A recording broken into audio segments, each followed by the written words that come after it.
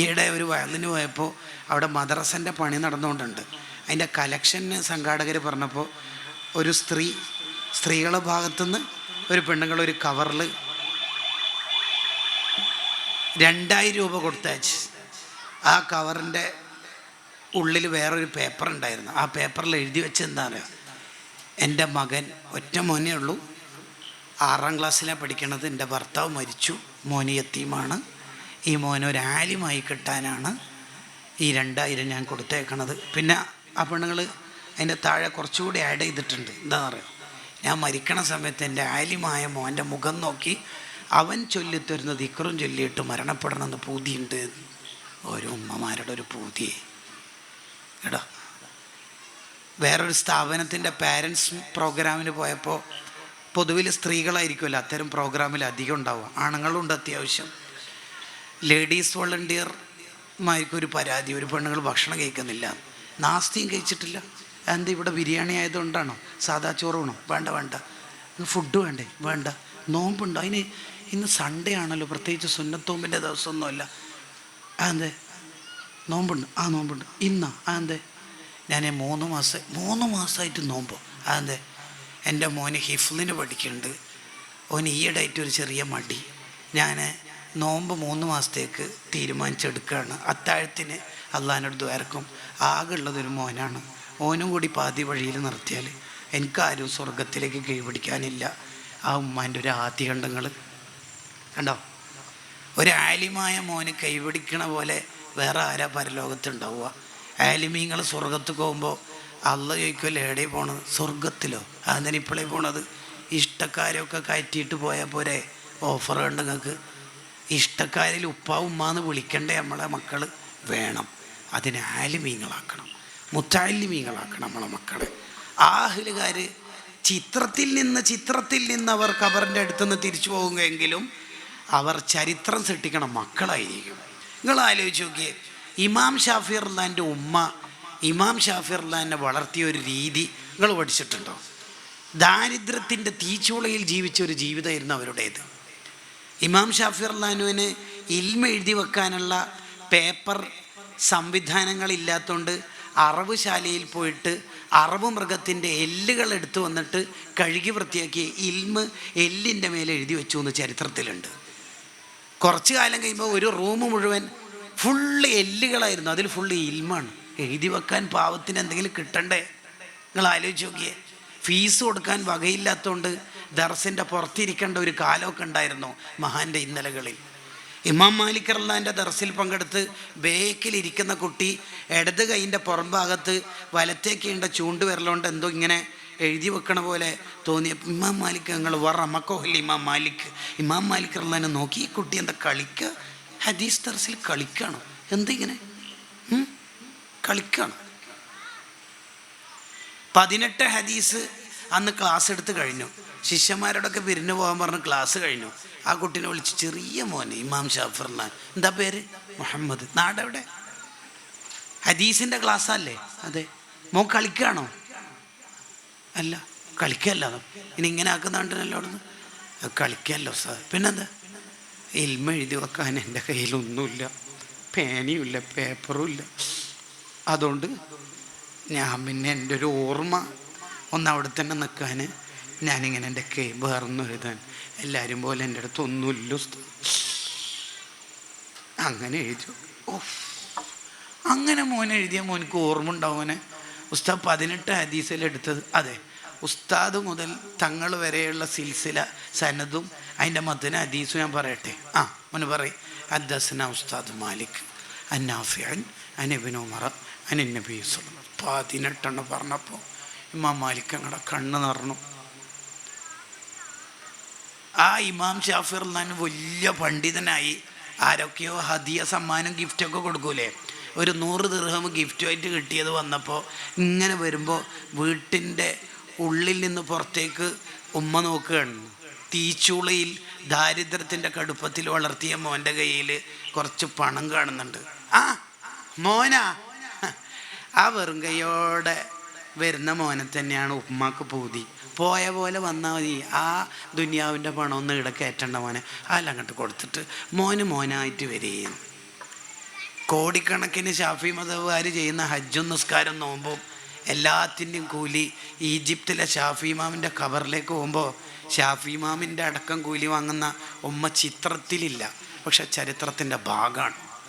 കർട്ടൻ്റെ അപ്പുറത്തുള്ള സ്ത്രീകളോടാണ് എൻ്റെ ഒരു ചോദ്യം. നമുക്കും അങ്ങനെ ഒരു കൂലി വാങ്ങണ്ടേ നമ്മളെ മോനെ കൊണ്ട്? ആ മോന് ദർശനടുത്തുനിന്ന് ആയിരക്കണക്കിന് മുത്തല്ലിമീങ്ങളിൽ നിന്ന് അവർക്ക് അവരുടെ ശിഷ്യന്മാർ അങ്ങനെ നബി സല്ലല്ലാഹു അലൈഹി വസല്ലം തങ്ങളാണ് മറ്റമ്പിയാക്കളേക്കാൾ ടോപ്പ് എന്ന് പറയാൻ വേണ്ടി 40 കാരണങ്ങൾ വെച്ചിട്ടൊരു കിതാബുണ്ട്, തഫ്ളീലുർ റസൂൽ അല്ലേ? ആ കിതാബിൽ ഒരു കാരണം തന്നെ എന്താ അറിയോ? നബി തങ്ങൾക്ക് അനുയായികൾ ചെയ്യുന്ന ഓരോ നന്മയുടെയും കൂലി ഇങ്ങനെ കിട്ടിക്കൊണ്ടേയിരിക്കും. ലോകത്ത് ഏറ്റവും കൂടുതൽ അനുയായികൾ തങ്ങൾക്കാണുള്ളത്, അപ്പോൾ തങ്ങളാണ് ഏറ്റവും ടോപ്പ് എന്ന്. സ്വർഗത്തിൻ്റെ പകുതിയിലധികവും തങ്ങളെ ഉമ്മത്താണ്. അള്ളാഹു ആ കൂട്ടത്തിൽ നമ്മളെ പെടുത്തട്ടെ. അഹ്ലുകാർ ഖബറിൻ്റെ അടുത്തുനിന്ന് തിരിച്ചു പോരൂന്ന് പറയുമ്പോൾ തെറ്റിദ്ധരിക്കരുത്, ഉപകാരപ്പെടുന്ന അഹ്ലുകാരുണ്ടാകും എന്ന് പറയാനാ ഞാൻ ഇത്രയും പറയാൻ ശ്രമിച്ചത്, ഈ ആശയം സമർത്ഥിക്കാൻ വേണ്ടി. 2, സമ്പത്തും തിരിച്ചു പോകുമെന്ന് പറയുന്നുണ്ട്. ഉപകാരപ്പെടുന്ന സമ്പത്ത് ഉണ്ടാകും മോനെ. ശരിക്കും അമലിൽ അത് പെടും, എന്നാലും വേർതിരിച്ച് പറയണത് ഒരു തെളിച്ചം കിട്ടാൻ വേണ്ടിയാണ്. നമ്മളെ സമ്പത്ത് നമുക്ക് ഉപകാരപ്പെടണം എന്നുണ്ടെങ്കിൽ ജീവിതകാലത്ത് സ്വതക്കകൾ ചെയ്യണം, അതാ നമുക്ക് ഉപകാരപ്പെടുക. ഇല്ലാത്തതൊക്കെ അനന്തരാവകാശികൾ എടുത്തോണ്ടാവും. അതിൽ ഇബ്നു റജബുൽ ഹംബലി തങ്ങൾ നമുക്ക് ബോധ്യപ്പെടുന്ന ഒരു ഉദാഹരണം പറയുന്നുണ്ട് ആ കിതാബിൽ. എന്താണെന്നറിയോ? നിന്റെ സ്വത്ത് നീ പിശുക്ക് കാണിച്ച് സക്കാത്തും കൊടുത്തിട്ടില്ല, അയൽവാസികളെ പരിഗണിച്ചിട്ടില്ല, കുടുംബക്കാരെ അവഗണിച്ചു, ആ സ്വത്ത് നീ എവിടെയും ചെലവാക്കിയിട്ടില്ല, ആ സ്വത്തിൻ്റെ കാരണം കൊണ്ട് നിനക്ക് നരകം. അതേ സ്വത്ത് അനന്തരമായി കിട്ടിയ മക്കൾ നല്ലവരായതുകൊണ്ട്, അവർക്ക് കുറച്ച് ബുദ്ധിയുള്ളത് കൊണ്ട് ആ സ്വത്ത് സ്വതക്ക ചെയ്ത് ആ സ്വത്ത് സക്കാത്ത് കൊടുത്ത് അവർ സ്വർഗം വാങ്ങി. അതേ പണം കൊണ്ട് ഉണ്ടാക്കിയ നീ നരകം, കിട്ടിയ മക്കൾ ആ പണം കൊണ്ട് സ്വർഗം. എന്തൊരവസ്ഥ മോനെ, നീ ചിന്തിക്കണം. നിന്റെ ജീവിതകാലത്ത് കൊടുത്തതാണ് നിനക്ക് ബാക്കി ഉണ്ടാവുക. ഉമ്മാമ്മമാരെ ആലോചിക്കേണ്ടത്, മയ്യത്തായിട്ട് കടത്തിയാൽ എല്ലാ വളയും മാലയും പാദസരവും ഊരിയെടുക്കും.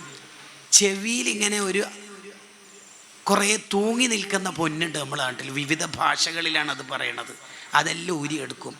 ലാസ്റ്റത്തെ ഒരു തരി പൊന്ന് ഊരാൻ കഴിയണില്ല. ഒരു പേരക്കുട്ടിയും പറയൂല ഉമ്മാമാൻ്റെ ചെവിന്ന് ചോര വരാൻ സാധ്യതയുണ്ട്, ബ്ലഡ് ഒലിക്കാൻ സാധ്യതയുണ്ട്, അത് വേണോ എന്നൊരാശങ്ക പോലും പറയില്ല. വിദഗ്ധനായ തട്ടാനെ കൊണ്ടുവന്ന് ജ്വല്ലറി ഷോപ്പുകാരനെ കൊണ്ടുവന്നിട്ട് അത് ഊരാൻ ശ്രമിക്കും. അവരും പറയുന്നുണ്ട് ബ്ലഡ് പൊടിയോട്ടോ, കുഴപ്പമില്ല, സ്വർണത്തിന് പൈസ അധികം, സ്വർണത്തിന് ഇപ്പോൾ ട്രോളൽ തന്നെ എല്ലാ പൊന്നെ എവിടെ പോകുന്നു പൊന്നെ എന്നാ ഇപ്പോൾ പൊന്നിന് ചോദിക്കണം തന്നെ. അക്കാലത്ത് അതൊക്കെ ഊരി എടുത്തിട്ടല്ലാതെ ഉമ്മ കൊണ്ടുപോലട്ടോ. ഉപ്പ 25 കൊല്ലം കെട്ടിയ വാച്ചാണ്, അത് അവിടെ തന്നെ നിന്നോട്ടെ എന്ന് ഒരു മോനും പറയൂല, ഒരു പേരക്കുട്ടിയും പറയൂല. അതുകൊണ്ട് നമ്മൾ സ്വതക്ക ചെയ്തത് നമുക്കുണ്ടാവും. അഹ്മദ് ബിൻ ഹംബൽ റളിയല്ലാഹു അൻഹു തന്നെ ചോദിക്കണില്ലേ, ചെയ്താൽ പകരം തരുമെന്ന് അള്ളാഹ് പറഞ്ഞിട്ടും നിനക്കെന്താ വിശ്വാസമില്ലാത്തത്? അത് നമ്മുടെ ചിന്തയിൽ ഉണ്ടാവേണ്ടതാണ്. അള്ളാഹു സമ്പത്തുകൊണ്ട് സ്വർഗത്തിൽ പോകുന്നവരിൽ നമ്മളെ പെടുത്തട്ടെ. സമ്പന്നരാവുക എന്നുള്ളത് ഒരു കുറവൊന്നുമല്ല, അള്ളാഹിൻ്റെ ഇഷ്ടാനിഷ്ടത്തിൻ്റെ മാനദണ്ഡമല്ല സമ്പത്ത് എന്നുള്ളത്, അത്രയേ ഉള്ളൂ.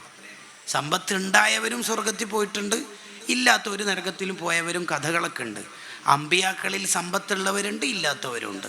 സ്വഹാബത്തിൽ ഉള്ളവരുണ്ട്, ഇല്ലാത്തവരുണ്ട്.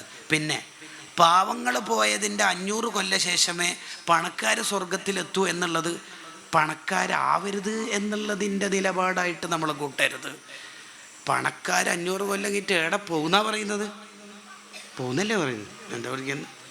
പിന്നെ മാത്രമല്ല, ഈ 500 കൊല്ലം എന്താ അവർ ചെയ്യാന്ന് പറഞ്ഞാൽ, അവരുടെ പണം കൊണ്ട് അവർ നല്ലതിന് ചെലവാക്കിയത് വിചാരണ അല്ല ചെയ്തതിൻ്റെ അടിസ്ഥാനത്തിൽ അതിൻ്റെ കണക്ക് വായിച്ചുകൊണ്ടിരിക്കുന്ന കൗൺസിൽ റിപ്പോർട്ട് വായനയാണ്. സക്കാത്ത് 2022 കറക്റ്റ് കൊടുത്തിരുന്നു. അള്ളഹാനോട് വർത്താനം പറയുന്ന 500 കൊല്ലമല്ലേ, അത് നല്ല രസമല്ലേ, സ്വർഗത്തിൽ പോകുന്ന പോലെ തന്നെ അല്ലേ.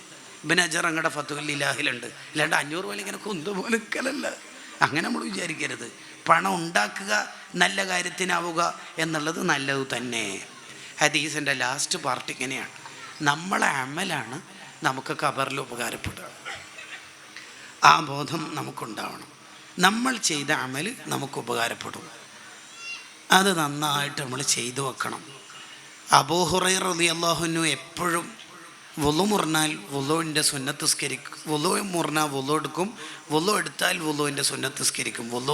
അബൂ ഹുറൈറ തങ്ങളുടെ വുളു എന്ന് പറഞ്ഞാൽ ഭയങ്കര വുളുവാണ്.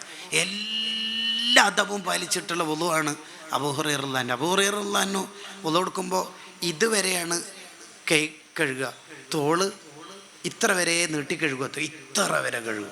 അങ്ങനെ അബൂ ഹുറൈറ റളിയല്ലാഹു അൻഹു വുളു ചരിത്രത്തിൽ കാണാം. എല്ലാ സുന്നത്തും എടുത്തിട്ട് വുളുവാണ്. ത്വാഹിറുൽ അഹ്ദൽ തങ്ങൾ ഉപ്പാപ്പ വഫാത്താവാറാവുമ്പോൾ ഏകദേശ രോഗങ്ങളും തങ്ങൾ ഉപ്പാപ്പൊക്കെ ഉണ്ടായിരുന്നു. വഫാത്താവാറാവുമ്പോൾ പ്രഷറുണ്ട്, ഷുഗറുണ്ട്, ഡയാലിസിസ് ചെയ്യുന്ന ഒരു ഘട്ടം എത്തിയിട്ടുണ്ട്.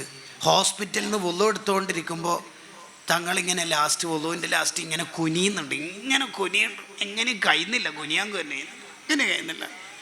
അപ്പോൾ കൂടെയുള്ള ഖാദിമീങ്ങളും മുത്തല്ലിമീങ്ങളൊക്കെ ചോദിച്ചു, എന്താ തങ്ങളെന്തോ ശ്രമിക്കണ്ടല്ലോ, തങ്ങളെന്താ ശ്രമിക്കണത്? അത് വുളുവിൻ്റെ കാല് കഴുകുമ്പോൾ ഇടത്തേക്ക് അതിൻ്റെ ചെറുവിരലുകൊണ്ട് ഇങ്ങനെ ചിക്കകറ്റൽ സുന്നത്തുണ്ടല്ലോ, അതെ സുന്നത്തുണ്ടല്ലോ, അതെടുക്കാൻ വേണ്ടി ശ്രമിക്കുകയാണ്. റസൂലുള്ളാഹിൻ്റെ അടുത്തേക്ക് പോകുന്നതിന് മുമ്പുള്ള വുളുവിലെ എല്ലാ സുന്നത്തും പാടെ എടുത്തിട്ട് പോകാനാ സൈനുൽ മുഹഖിഖീൻ അഹ്ദൽ തങ്ങൾ ഉപ്പാപ്പൻ്റെ ശ്രമം. എപ്പോഴെങ്കിലും നമ്മൾ വുളു എടുക്കുമ്പോൾ ഈ കാലിൻ്റെ വിരലുകൾക്കിടയിലുള്ള ചിക്കകറ്റാൻ, കുനിയാൻ, കിബർ നമ്മൾ സമ്മതിക്കണില്ലെങ്കിൽ ഒന്ന് മുഹിമ്മാത്തിൻ്റെ മുറ്റത്തെ അഹ്ദൽ തങ്ങൾ ഓർത്താൽ മതിയാവും.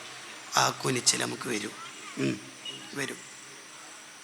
ചെയ്ത അമൽ അവിടെ ബാക്കിയുണ്ടാവും. ഈയിടെ ഒരു ചരിത്രം വായിച്ചു, ഞാൻ ആ ചരിത്രം പൂർത്തിയായി പറയല്ല. വഫാത്താവുന്ന മഹാനോട് ശിഷ്യൻ എന്താ മുഖത്തൊരു ടെൻഷൻ എന്ന് ചോദിച്ചപ്പോൾ റസൂലുള്ള താടി എങ്ങനെ ചിക്ക കെട്ടിയത് എന്ന് എത്ര പരതിയിട്ടും കിട്ടിയിട്ടില്ല, അതുമാത്രമാണ് ദുനിയാവിലുള്ളൊരു ടെൻഷൻ. മുത്തല്ലിമീങ്ങൾക്ക് കൂടി പഠിക്കാനുള്ള ഒരു ആശയാണത്. അവരൊക്കെ ജീവിതം തന്നെ ഇൽമ് അമല് എന്നുള്ളതാണ്. ഈ അബൂ ഹുറൈറ റളിയല്ലാഹു അൻഹു ഡെയിലി 12,000 തസ്ബീഹ് ചെല്ലുന്ന ആളാണ്. 12,000 തസ്ബീഹ് അല്ലാതെ അബൂ ഹുറൈറ റളിയല്ലാഹു അൻഹു ഉറങ്ങൂല. എല്ലാ ദിവസവും മഹാൻ്റെ തസ്ബീഹ് മാലയിൽ ടോട്ടൽ ഉള്ള മണികളുടെ എണ്ണം 2000 ആണ്.